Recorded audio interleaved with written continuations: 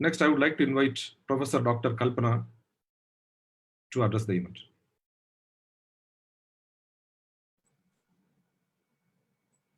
I hope my audio and video are both clear. Please, of course, one of the organizers unmute and let me know if there is any interruption or if there is lack of clarity. I want to, first of all, begin by thanking the organizers for inviting me and for also thanking Carol and Tara for having placed the issues so brilliantly and with so much political punch and power. Kudos to both of you. I'm going to be the odd woman out on this panel. And I'm going to do that because my work, both as an activist and organizer earlier with the people science movements and subsequently as a researcher and teacher, has not been in the area of electoral politics. But what my interest has been in studying, in researching, etc., has been in understanding women's collective politics or movement politics at the grassroots. So where women are collectively organizing to assert their claims and to defend what they see as important. Their right to residence, their homes, their land, their labor, jobs, livelihoods, their access to government schemes or anti-poverty development resources, and their well-being as they define it. So this is really what the bulk of my work has been on, and therefore that will be the focus of what I will be talking about today. So now Tamilnadu has had, as many of us I'm sure here know, has had progressive state policies that have expanded the scope and space for women's engagement with the public sphere. And at the same time, it is women's initiatives, struggles, collective action, and mobilizing on the streets that has led to some of these policies, that has given the push for the birth of some of these policies. So I want to use my 15 minutes on this panel to show that this is a two-way street, right? That this relationship between women's push from below, women's collective organizing from below, from the grassroots, and the state policies have actually been in interaction with each other, right? And what can we learn from this in terms of moving ahead in the future? So let me quickly begin by talking about two kinds of spaces for women's public engagement. We may call one invited spaces, by which, and what I mean by that is where the state actually, through state policies, through developmental policies, creates an opening. It opens up space and invites women to participate in it, right? Of course. So once women are invited, then women's participation can take many forms, and it can often be unexpected forms, right? Women don't have to follow a script, but it can often be out of the script in surprising, unexpected ways with unintended consequences and sometimes very pleasant surprises too. Okay, so that's invited spaces for women's public participation. And the other is popular spaces, where it is not the state opening up space through policy, but women largely grabbing opportunities for engaging with everyday politics through their action and activism in movements from below. So I'm sort of going to give you some examples of the two. So let me begin with an example from my own research. As an activist in my early 20s, I began to work with women's self-help groups in Tamil Nadu, where many of you, I'm sure listening, know this already, watching this on Facebook. Self-help groups are women's small grassroots credit collectives, microcredit collectives ranging between 12 and 20 members. All women save money and they give each other small loans. And often from their own micro capital, they would finance something for the village, for the larger common good, or for public interest. Now, one thing that struck me in my early days of activism with women's self-help groups was about how in many villages, women would invest their own money, their hard-earned savings money, to finance the setting up of a public notice board in a prominent place in the village. So then I would wonder, why do women donate for a notice board? I mean, why not a tap or a street light? These are public goods with greater consequences for women's well-being maybe and women's lives maybe. But then I came to understand as my own engagement deepened and as my own understanding grew, that the notice board, which would usually have the name of the Mahalir Suya Udavi Kudu, the women's SHG, the names of the office bearers, and then space left for the public notices, right? So that was the notice board, would be planted in the most prominent place in the village, near bus stops, near tea shops, where the panchayat office is, where the public congregates. And by the public, that's usually the space that tends to get defined in everyday practice as largely male or masculine spaces. So I found that through the notice board, women were organized into SHGs now, were claiming their space in the village public. They were marking their presence and their identity as an organized collective, staking a claim to spaces from which they have been traditionally excluded. Think of a woman walking past a group of men, drinking tea, reading the newspaper, talking about politics, exchanging everyday news. Think of one woman walking through this male space, her body language, how quickly she would move through this space, conscious that she is a trespasser, right? And so about SHGs then, much has been said about their access to financial resources and loans, but what was striking for me as both an activist and later as a researcher was how women were creatively using their grassroots collectives as forums or platforms to seek representation elsewhere in corridors of power where it mattered. For instance, since the mid-2000s, in Tamilnadu, there have been government orders very explicitly clarifying that when Grama Sabha meetings are held, no meeting can be held without a formal invite being extended to the women's SHGs in the village. Okay, so that is through policy diktat. Once more, an invited space, right? So state policy has opened up the space, which is what I mean by the invited space. But as I found, women were using it dynamically and creatively wherever they could. For instance, in one case, a village panchayat in Vellore district, SHGs, women's SHGs, framed petitions meticulously with names of the elderly poor denied old age pensions, of households without ration cards in their village, of women who had been denied the widow's pension, and of the homeless scheduled caste poor who must be allotted plots of land for house sites, right? So after meticulously preparing these petitions, the women SHGs insisted that they should be made part of panchayat agenda for discussion on the day of the Grama Sabha. Close to 100 women attended the Grama Sabha meeting in order to pressure the panchayat to take their petition seriously, right? So to provide that push. The traditional, now the story continues, the traditional village headman was furious at the seriousness with which women's SHGs and Dalit women's SHGs in particular had engaged the Grama Sabha. He abused them verbally, challenging their right to participate and to attempt to set the tone and the content and the agenda of panchayat meetings. But the SHGs reported this. They did not let the matter lie. They took up the matter with the district collector, who in turn ordered the block development officer and the DSP to intervene in the matter. So the message from the district collectors, from the highest rungs of power within the district to the village headman was, "Nee agalama kaala vechirukke," which is what he was informed by the BDO and the DSP. So you are overstepping the limits of your jurisdiction. In other words, the message here being that you have no authority to limit or control women's public participation anymore. You have clearly exercised that authority in the past, but you don't have it anymore. Now, why did I narrate this? Not because I wanted to share a feel-good story with all of you, but to show you that this possibility for women's meaningful public engagement was present, because in addition to an SHG, there was a clustering of SHGs in that village. Plus, there was a non-governmental organization that was working from an explicit rights perspective, from an explicit sort of a feminist content to their work, who had been providing the backup and the support that was required for this action. So this kind of action, such dynamic action, was more the exception than the rule.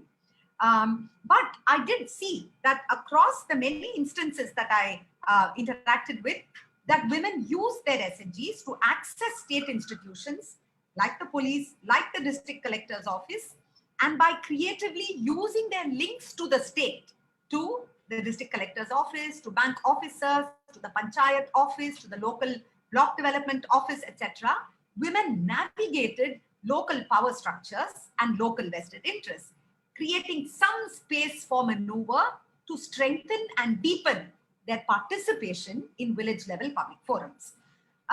For instance, to give you just one example, where women were accessing police stations, a public institution, often notoriously anti-poor and anti-women, my study found that police stations were more willing to register cases of violence against women, whether it was sexual harassment in the public sphere or domestic violence within the home, when these cases were referred by SHGs rather than by individual women. In fact, women interestingly even used the threat of, and this is how they would put it, filing a complaint using through the SHG letterhead. The letterhead of the SHG was important. They would use that threat against an abusive husband or an abusive son-in-law. Now there may be more vigilant media and social media, but I'm speaking of the situation as it existed about 10 to 15 years ago. Another example, another very visible example where women were taking claim to public space, and in this case, a local place of authority, a place that signifies power and authority, was when the block development office, right, at the block level, would organize week-long or 5-day-long stalls with small products, micro enterprises run by SHGs. What was interesting was, as I found in my research, that often the women did not actually manufacture the product or make the product, whatever enterprise. They often rented them for a week, but that's another story and that's not relevant here. But what was important was the sense of achievement that women felt, not because of the enterprise, not because of the economic activity that they were not really managing, but, and I'm quoting what a woman said to me, we women had taken over the BD office for a week. எங்க பார்த்தாலும் பொம்பளைங்க. Wherever you look, there were women. ஆச்சரியத்தோட ஆம்பளைங்க எங்களை வியந்து பார்த்தாங்க. Men looked at us with envy and wonder. So this was seen as women's symbolic capture of a place of power. That has a lot of meaning within local and district levels. Now, like I said, these are invited spaces, and state initiative opened up public spaces and opened and invited women to participate. In both major Dravidian parties, DMK and the AIA-DMK in Tamilnadu, have promoted SHGs in Tamilnadu, often competitively so. But there are also spaces that popular spaces that women have grabbed of their own initiative through popular mobilization, upsurge, and protest action.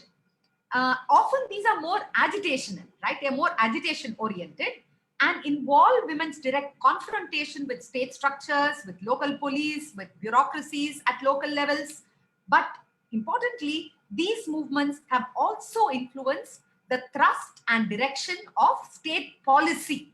And this is what I want us all to keep in mind, because we tend to see popular welfare-oriented state policies, what we think of as what we identify as the Dravidian model of governance, as a gift from governments in power. But what we fail to see is there is always a dynamic interaction. Okay, let me repeat that. There's always a dynamic interaction between people's organized action that is pushing for these changes from the bottom up, and of course, state policy that is reacting favorably. So we must see this dynamic interaction for what it is. And what we must not fail to see is that it is often women of the working classes who are leading the fight in the streets. They are engaging in a collective politics of life, by which I mean of laying claim to land, to food, to water, to jobs, to livelihoods. Take the case of right to residence in the city. In the mid-1980s, the Pennurimai Iyakkam in Chennai city mobilized women and men, but largely women, in 72 residential areas across the city in order to protest and stall a massive slum eviction drive. It was women managing home-based shops, tiffin shops, vegetable sellers, fruit sellers, domestic workers, pushcart vendors who were members then, who were leading this fight, who were fighting their eviction on the streets, because any relocation away from the city would have destroyed their livelihood. And they did successfully resist evictions in the 1980s. And it was through this movement to resist eviction, to resist slum eviction, that they formed themselves into local, enduring units of sangams of the Pennurimai Iyakkam in those regions, in those 72 residential areas. So these are once again popular spaces of public engagement and participation that women mobilize and collectively assert and defend. There have also been massive public collective struggles led by women, launched by women, to expand access to the public distribution system and to water supply. I hope we do not forget that in 1983 in Chennai, there was a massive rally on water and rations. Women surrounded the assembly for several hours. The then Chief Minister M.G. Ramachandran was forced to engage in a dialogue lasting more than 1 hour with the women on the streets surrounding the assembly. And he promised then that a ration shop would be set up serving for every 1,000 population. Water began to be supplied in carts into the city, into many low-income neighborhoods, following this action and this dialogue between the Chief Minister and the push from below by the women. Now, Tamil Nadu and Kerala are generally recognized as pioneers in welfare measures, also for manual workers in the informal sector, right? Through the unorganized, what are called the unorganized worker welfare boards. What we must once again keep in mind, while much of the credit goes to Tamil Nadu for being a pioneering state, and I'm completely with those who praise Tamil Nadu for being the pioneering state here. But what we must also keep in mind is that the movement from below of women, construction workers in Tamil Nadu in the late 1970s, women often at the forefront of the struggle, began to organize themselves from the late 1970s, demanding social security and the formation of labor boards. The Tamil Nadu Construction Workers Welfare Board, the first of its kind in Tamil Nadu, set up in 1994, followed wave after wave of women's popular agitations. In March 1999, when the Tamil Nadu Manual Workers Board was set up, catering to women and men manual laborers employed in 41 categories of employment, distinct types of employment, 41 categories. That also came after women and men, and again women in the lead at the forefront, braving lathis and going to jail, protesting for these changes, for the welfare boards for unorganized workers to be established, right? Now, what do these welfare boards do? What they do is to provide workers access to pensions, to accident insurance, to healthcare, to medical services, to funeral assistance, to children, to the education of workers. So I want to sort of end this picture that I presented for you, these invited spaces of action that women use to push forward their agendas, and these popular spaces that women grab, right, in order once again to push forward their agenda. So I want to sort of end this by saying that the existing gender division of labor in society that we all know about has made women primarily responsible for ensuring food, the supply of water needs of the family, the survival of children, the healthcare and medical needs of all family members, of infants, of children, of the elderly.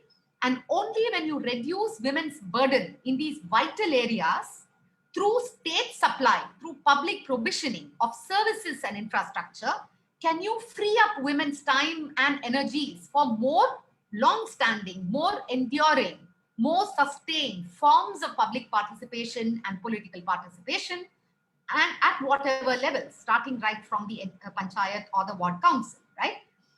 Only then can women emerge as leaders, as organizers, and compete on an equal footing with men to grow and rise within their own organizations, their sanghams, and within workers' unions of men and women of mixed sexes, right? So whether she is a self-employed worker, a factory worker, or a wage worker, to provide women the capacity to rise to positions of leadership within their own organizations, you need to have the state investing in support services and infrastructure that enable women to do so.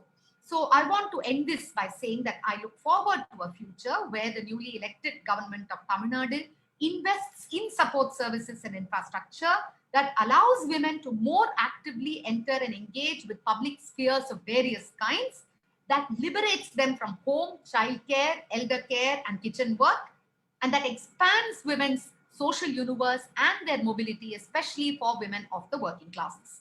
I see the free public transport for women as an important new initiative in this direction, and I certainly would like to see more including creches in public and private sector workplaces where there are both male and female employees. So even if there are a large number of male employees, to push private employers and to make state investment in the creation of creches would be an important way of also public signaling, public messaging that childcare is not, doesn't have to be women's work, but childcare is everybody's responsibility. It is societal responsibility. right? I look forward to the new government launching creative new campaigns where reproductive labor or care labor, as we call it, is presented as everybody's work and not only as women's work. So with this, I think I've used up my 15 minutes. I'm thankful to you for this opportunity, and I certainly look forward to interaction in the end. Like I said, my focus has been on collective politics of women's organizing at the grassroots. And I think this is also an area that needs as much focus and understanding and clarity as women's participation in higher rungs and tiers of government and governance. Thank you once again. Thank you, Professor Kalpana, for such a wonderful speech and your suggestions for women empowerment. I'm sure this government will take your suggestions very seriously and implement the same.